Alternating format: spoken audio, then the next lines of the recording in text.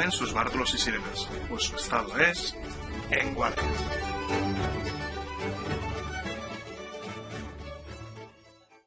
Muy buenas chicos y chicas, bienvenidos al canal, bienvenidos a este nuevo vídeo, bienvenidos a este apartado nuevo del canal, en el cual quiero hacer algo que llevo tiempo pensando cómo hacer, que llevo tiempo perfilando y que es algo que afortunadamente cada vez se está haciendo más, tanto en grupos, congresos, revistas.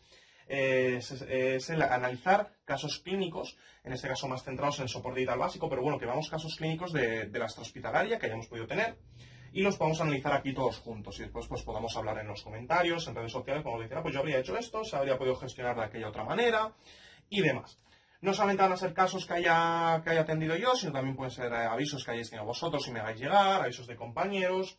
Podemos en resumen entre todos hacer esto, podamos aprender, podamos colaborar entre todos. El caso de hoy es un caso bastante interesante que atendí hace poco, que mientras estábamos volviendo a desayunar nos pasan por emisora, de parte del Centro de Emergencias Sanitarias, nos pasan un aviso por voz, por emisora, de una mujer de 80 años que tras caída refiere dolor en miembro inferior.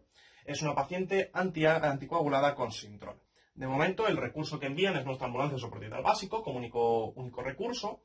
Y esto ya es un aviso que revierte que va a ser un traslado. Ya vamos con la ideología de que va a ser un traslado, porque al tratarse de pacientes que son anticoagulados o antiagregados, con Sintrom, Adiro, aspirina, son pacientes que no podemos descubrir el daño oculto que puede haber, porque recordemos, son antiagregantes o anticoagulantes, que no podemos ver al momento lo que tal vez pueda ser una hemorragia, pueda ser un golpe que acabe mal.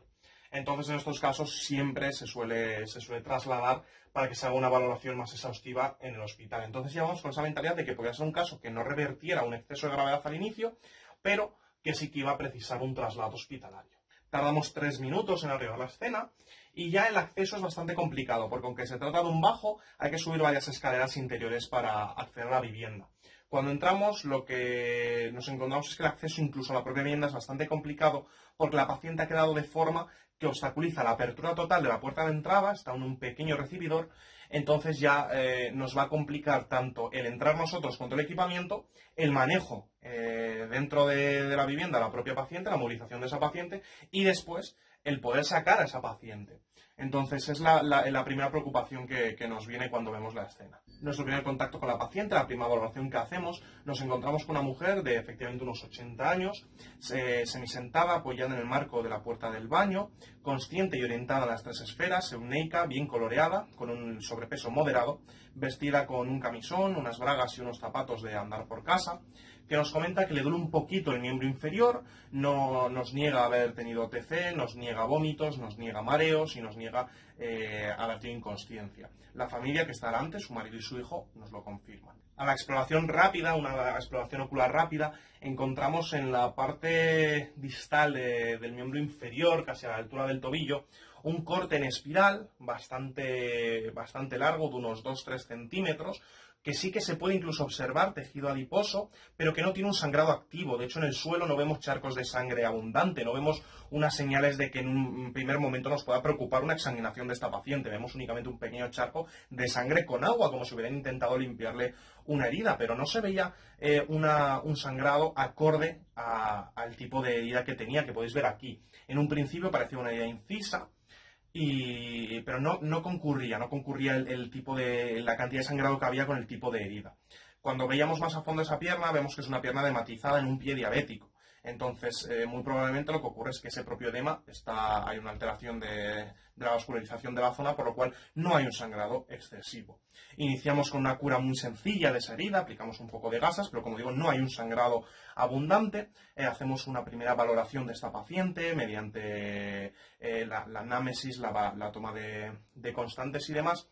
Pero yo me sigo observando en esa herida, me sigue preocupando esa herida. La paciente, recordemos, es una paciente que nos está refiriendo que no tiene dolor, que tiene en la escala visual analgésica, podríamos catalogarla de un 1, y ella cuando se le pedía que enumerase ese dolor decía únicamente pues, un 2, es como una molestia.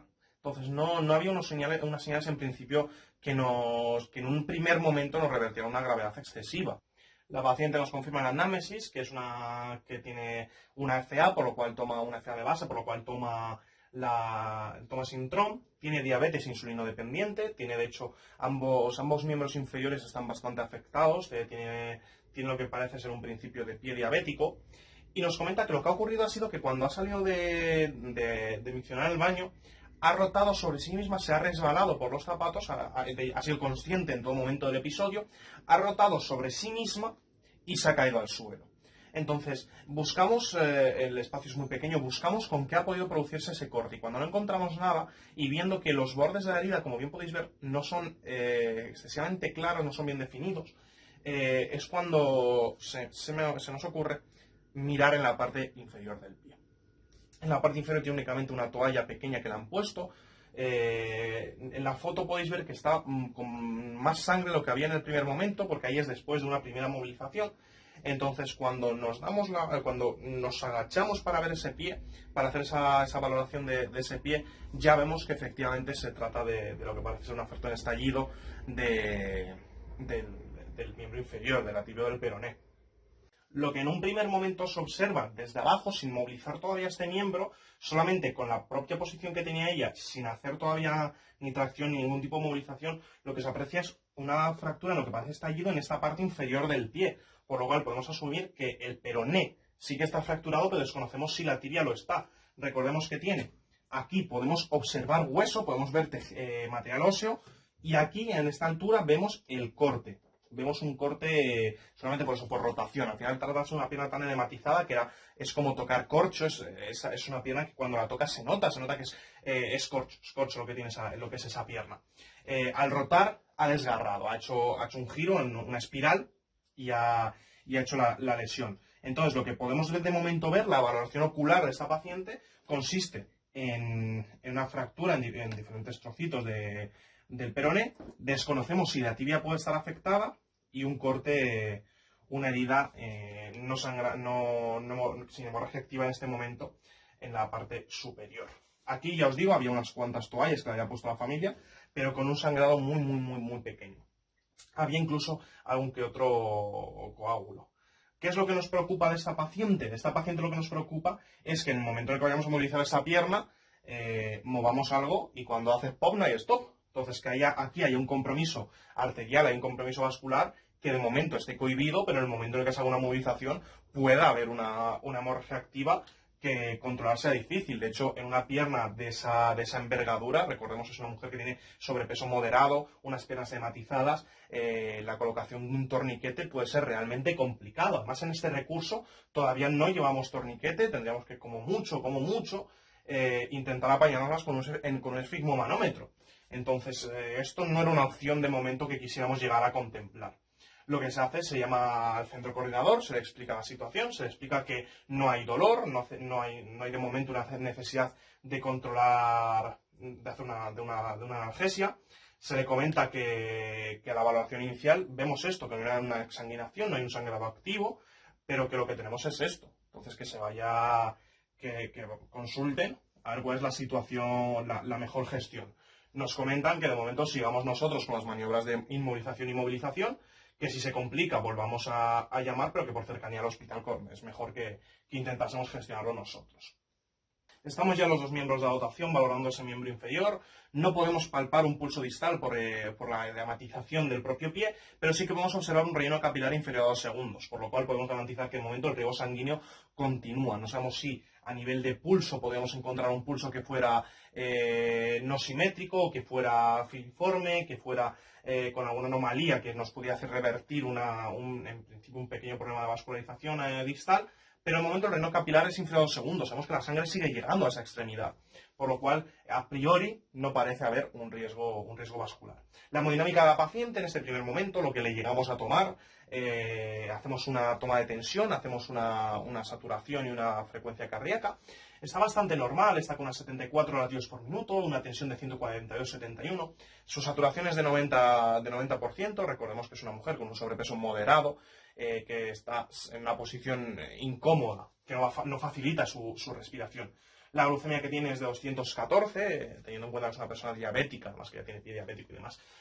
No son unas constantes que en un primer momento nos puedan llegar a revertir gravedad. ¿Qué es en lo que más nos podíamos en este caso fijar, lo que más reparamos en ese momento? En esta saturación de 90%. Es una saturación de 90% sin trabajo respiratorio, no hay uso de musculatura accesoria, ella no refiere disnea, pero aún así, teniendo en cuenta la situación en la que estamos, se puede llegar a valorar, en este caso se llegó a valorar el poner un oxígeno a 2 litros para bueno, garantizar una saturación, una saturación, una normoxemia por encima del 94%.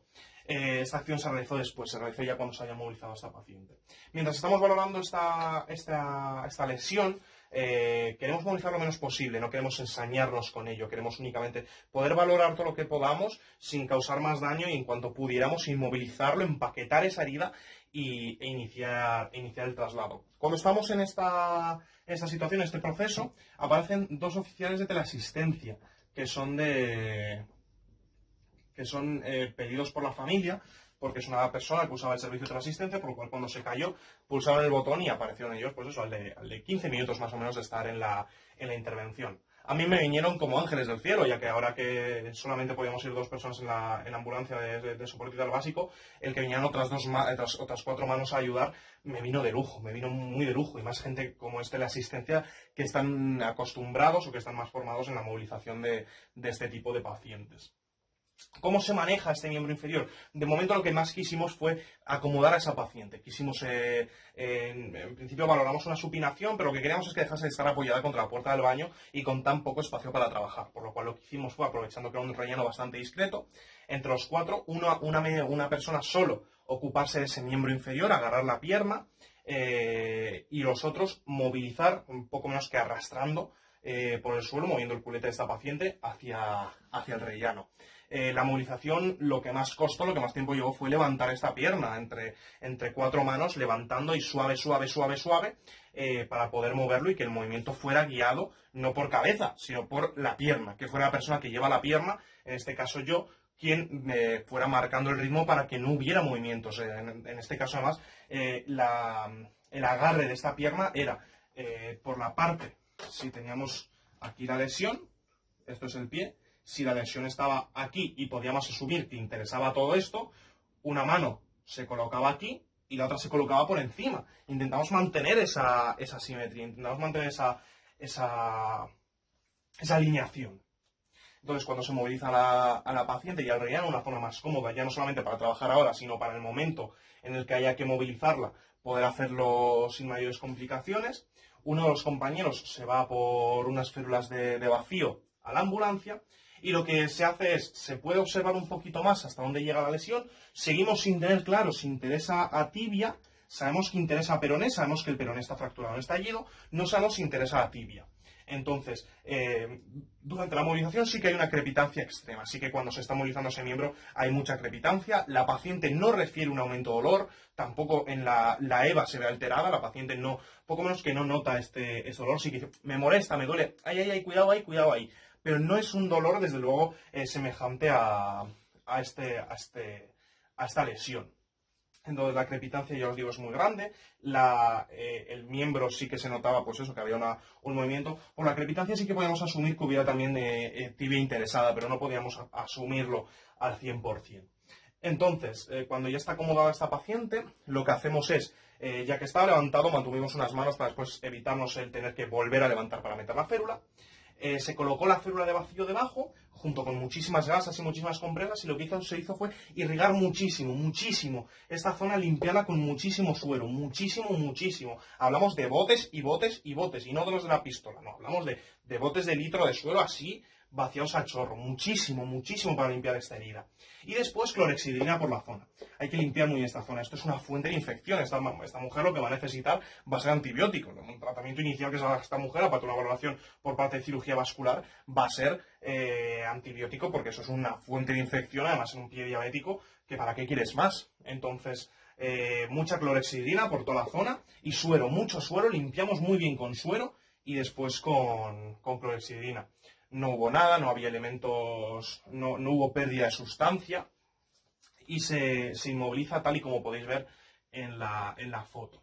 Cuando ya tenemos el miembro inmovilizado, ya lo tenemos inmovilizado tanto con la férula para el tema de la inmovilización del movimiento, como con las gasas y las compresas gasa para el tema del sangrado, volvemos a valorar este relleno capilar, comprobamos que el relleno capilar el relleno capilar distal sigue siendo inferior a 2 segundos. El pulso distal, recordemos, no lo podemos palpar, lo buscamos, pero no lo podemos palpar porque son piernas muy edematizadas. Toma por culo el boli. Son piernas muy edematizadas, por lo cual, por nuestra parte, por lo menos, el buscar el pulso distal ahí era muy complicado. Seguimos en todo momento valorando la situación neurológica de esta paciente. No es lo que más nos prima, lo que más nos prima en este caso no es hacer un Glasgow, no es hacer un patrón respiratorio, no es hacer unas pupilas, pero sí que nos interesa saber qué tal está esta mujer, si sigue orientada, si sigue consciente, si no se nos está agitando. Recordemos que uno de los signos y síntomas del shock es la agitación, además de la piel pálida, sudorosa, fría. Uno de los signos así que podemos ver es que esté agitada. En este caso no ocurría, la mujer seguía tranquila. Seguía orientada, conversaba con nosotros, sí que refería un poco de dolor, pero no desde luego un dolor que pudiéramos achacar a un paciente con esta lesión. Entonces, sí que es verdad que era esto, que esta falta de dolor sobrevenía de un pie diabético y de una pierna edematizada que por una parte evitaba el flujo de sangre hacia esa zona de manera que pudiera comprometer la vida. Y el pie diabético hacía que las terminaciones nerviosas no funcionaran. Recordemos que el pie diabético, lo que ocurre en el pie diabético es que se cristalizan los nervios, por lo cual en los diabéticos una de las cosas que ocurre es que cuando se hacen un corte en el pie o se hacen alguna lesión en el pie, no lo notan, no les duele, por lo cual empiezan esos procesos de necrosis. Entonces es lo que le pasaba a esta mujer, ¿no? Seguramente lleva unos nervios cristalizados, tenía un pie diabético y no notaba el dolor como podría notar una persona con un pie, con un sistema nervioso bien. Condiciones. Se informa al centro coordinador de lo que está ocurriendo, se informa que ya la paciente está preparada para el traslado, que únicamente queda movilizar la camilla hacia la ambulancia y se pide que dé un preaviso a la zona vascular del hospital. Informe al hospital de que vamos a llevar a esta paciente y que den un preaviso a la unidad de cirugía vascular porque va a hacer falta que la valoren, va a hacer falta que a esta persona se la valore. En la parte psicosocial, la verdad es que esta paciente fue una paciente muy fácil de manejar por todos, no ya solamente por la falta de dolor, la falta de compromiso vascular, sino en gran parte porque esta mujer ya había pasado por otra operación en la otra pierna y no estaba nerviosa. Es algo que se le preguntaba, se hablaba con ella. Recordemos que esta paciente tuvimos suerte con ella, pero un paciente que tiene esto, tenemos que, además de controlar nuestras caras, controlar nuestros gestos, controlar nuestros comentarios, hablar con ellos. No sabemos lo que ellos pueden estar pensando. Hablar, aunque sea incluso de temas banales. Muchas veces una persona que tiene esta lesión, si no está hablando, o si no está exteriorizando sus miedos, o si no está, aunque sea hablando de otro tema, va a estar comiéndose la cabeza y va a estar diciendo, hostia, lo que puedo tener ahí, hostia, tal. Entonces vamos a intentar mantenerlo informado en todo momento. Y si vemos que en esta situación no podemos mantener informado porque estamos valorando, estamos haciendo otras cosas, aunque sea intentar hablar de él de otras cosas. Primero, porque conseguiremos saber si esta persona sigue conversando, sigue orientada, y por otro, porque conseguiremos distraerle, por así decirlo. Era una mujer que no estaba excesivamente preocupada, se le comentaba, decía, pero ¿usted cree que voy a tener que ir a quirófano y demás? Yo en estos casos uso una frase muy comodín, que es que digo, bueno, vamos a poner las cartas sobre la mesa. Aquí no podemos hacerte todas las pruebas necesarias, va a hacer falta hacer unas radiografías, va a hacer falta verte. Entonces aquí no podemos hacer eso. Aquí podemos hacerte una primera valoración, pero una valoración completa. Entonces vamos a poner todas las cartas sobre la mesa, vamos al hospital a que podamos poner todas las cartas sobre la mesa y ya de ahí podrán tomar una decisión, se podrá valorar qué línea terapéutica se te va a aplicar. Y con la familia lo mismo. Con la familia se le explica de esta manera y en este caso, bueno, pues, la familia quedó convencida y se les garantiza que, aunque no se le puede dar una respuesta firme en estos momentos, se está haciendo todo lo posible y se está trabajando para que se le pueda dar cuanto antes una respuesta firme y que esa respuesta firme vaya a ser el nivel terapéutico, la acción terapéutica más correcta a esta paciente. En resumen, que está en buenas manos. Ya en la ambulancia se hace una revaloración de esta paciente, se vuelve a revalorar el relleno capilar, se vuelve a hacer un intento de toma de pulso distal, el color, si puede movilizar, no podía movilizar los dedos, se vuelve a hacer una toma de constantes de nuevo, se hace ya esta vez también una auscultación, en este caso la auscultación que se hizo fue muy simple, fue una auscultación por delante, y tenía unos pequeños roncus en bases, seguramente basales suyos, que son suyos, vamos, que son de ya de siempre.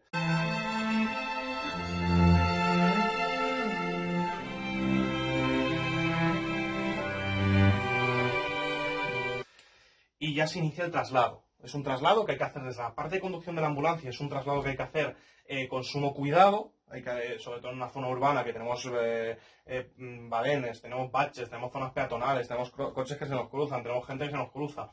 Hay que hacer una velocidad muy reducida. Entonces, si podemos hacer una velocidad mantenida, suave, mejor que mejor. Esta paciente, todo lo que hagamos le va a molestar. Tenemos la suerte que justamente esta paciente tenía muy poco dolor por el pie diabético, pero esto un paciente que tenga cualquier tipo de lesión, ya no necesariamente abierta, sino cualquier lesión, va a notar muchísimo todos los movimientos, y más en una bancada como la que tiene esta ambulancia, que no es una bancada hidráulica. Por lo cual, es de suma importancia aquí la figura del técnico conductor, que sepa mantener una velocidad estable, que sepa hacer que los balenes no se noten y que sepa sobrevenirse a los imbéciles que van por ahí, más que conduciendo, moviendo una rosca. Entonces, el traslado se hizo bastante bien. La verdad es que no tengo ninguna queja de mi conductor ese día, como sería ni normal. Es un chaval con el que la verdad es que funcionó muy bien. Un saludo desde aquí. Y se sigue valorando constantemente, además de estar escribiendo el parte de asistencia. Se valora completamente, de nuevo, la frecuencia cardíaca. Sobre todo nos centramos en lo distal. Nos va a interesar mucho qué tal evoluciona la situación vascular de este miembro. Vamos viendo si hay más sangrado, controlamos de vez en cuando si se empapan esas gasas que hemos puesto. Yo suelo poner en la parte de arriba gasas que estén limpias y ver si empapan. Si veo que empapan, podemos asumir que hay un sangrado, pero constantemente vamos valorando, revaloramos y revaloramos la tensión, la saturación, la frecuencia cardíaca. En este caso, como os he comentado, a esta mujer se le puso unas gafitas nasales, se ponen unas gafitas a 1,5 litros le puse. Total, estamos hablando de una saturación de 90, que seguramente es suya, también tenía que ver con la posición. La ambulancia iba en posición semisentada y saturaba 91, 92, entonces, aunque sea por subir un poquito, ponemos 1,5 litros para garantizar que esa saturación de oxígeno esté siempre por encima del 94%. En este caso no era una paciente EPOC, por lo cual no había una contraindicación a priori sobre este nivel. Recordad, pacientes EPOC les ponemos oxígeno que no sea a demanda. Evidentemente, un paciente EPOC que se está asfixiando le ponemos oxígeno a demanda, pero un paciente EPOC que está en su situación basal le ponemos oxígeno, la liamos parda porque deja respirar. Entonces, no pongáis oxígeno porque sea pacientes EPOC. En este caso, lo que buscábamos en una paciente, recordemos, esta paciente no es EPOC, era una saturación por encima del 94%.